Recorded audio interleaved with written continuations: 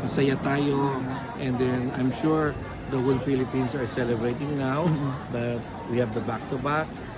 Imagine Thailand is celebrating the back-to-back, and they're very supportive to Miss Philippines also. And actually, all the national directors, almost 3/4 of the national directors are for Philippines and in favor for Philippines, and they don't mind if it is a back-to-back. That's what they said, because it's a deserving. Both of them are deserving winners. Yes. And that's why they're happy also, and I'm happy also for Asia. Yes. Yes. What At was least Asia. your last message kay Emma before sumabak sa international? The last message ko sa kanya is just do your best. Don't pressure yourself. Just whatever the expectation is there, but do not pressure yourself. Just think, and always what we talk about regarding lumabas yung pinag-usapan namin. Pinag-usapan namin sa Q&A, yung mga sa kanyang speech, yun yung mga points na naibigay ko rin sa kanya na binigay niya na pinag-usapan namin, na I'm sure that would be the topic. So parang timing, and yung mga clothes niya, Correct. na talagang prepare yan ng team, ng creative team, ng ano namin, ng Organization. at saka yung mga tumulong din sa kanya, especially I would like to thank the people who help, the team of Crown and Concepts, nandito si Francis, is our creative director, si Aldrich, si Krishna, all the people behind the Every Pageant Circle, and of course all the designers. Designers, makeup artists, and hairstylists. Without this team, without this group, yung pasarela niya, and the people of Pampanga, I'm sure hindi natin ma-achieve ito. Yes. Sir Arnold, matutuloy na ba ang homecoming sa EDSA? This time, EDSA na, dahil dalawa naman sila, di ba? Yes. Dalawa naman. Normal dapat sa EDSA, kailan tinatamaan tayo palagi ng ulan. Kaya we end up na lang sa MOA. Minamanas tayo laging tag-ulan. Yes. Pero I'm hope walang lindol, wala nang ulan, Yes. pag-uwi niya.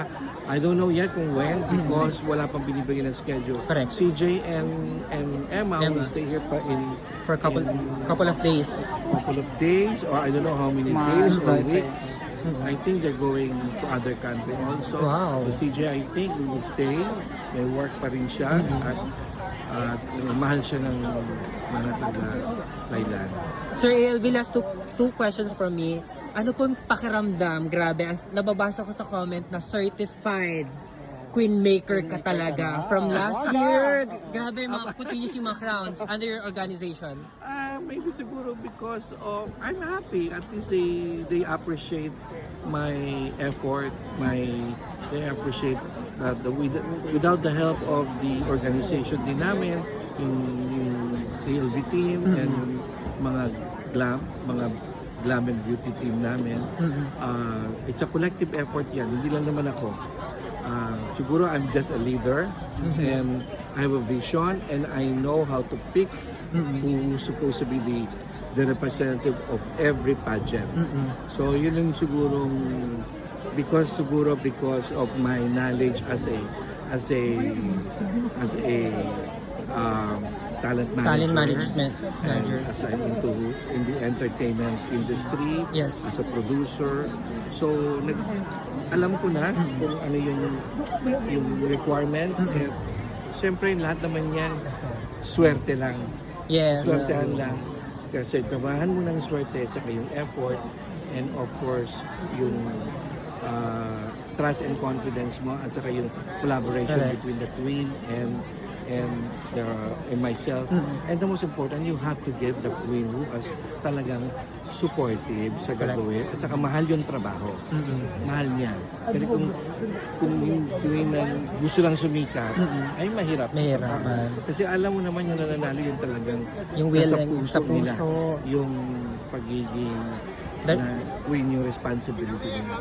Being a queen is not for glitz and glamour. Correct. But being a queen, it's a responsibility.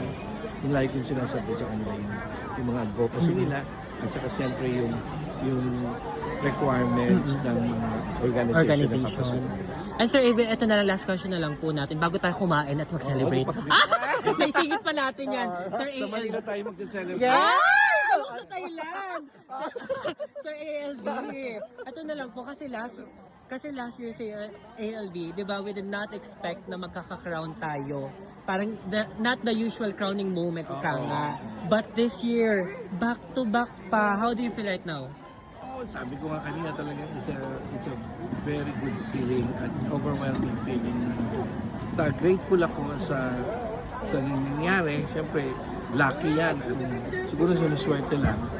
And sana tuloy-tuloy ang swerte Yes. para mapagsikat natin at makapag-produce pa tayo ng mga magagandang Filipina na magbibigay ng pride and glory sa country natin and honor and ma-promote ang Philippines na I always say sa dami ng corruption ngayon sa Pilipinas, sa gulo-gulo ng Pilipinas, ng political problem. Ito, magbigay naman tayo ng konting saya at honor sa country at pride. Yes. And this one, sana ma-appreciate din ito itong mga nananalong pinatol because they're also a hero or nagbigay ng recognition. Correct. Sana maisip nila at matulungan din ang pageant industry because naniniwala ko ang pageant industry is one of the best platform to promote the beauty of the country and the beauty of the Philippines and the beauty of the Philippines. Last na lang po, may mga comment kasi dito. Are we expecting na bongga daw yung homecoming nila? Yes. Siyempre, Yes! Ah, diba? Oh! The one and only the Queen Maker, Sir Last na lang, Sir LV, message mo kay Emma. Emma, Ayun na, nagbasa ako ng comment. congratulations. I know you deserve naaway it. ko eh. You nailed it, especially the question and answer portion. You nailed it and you deserve the crown.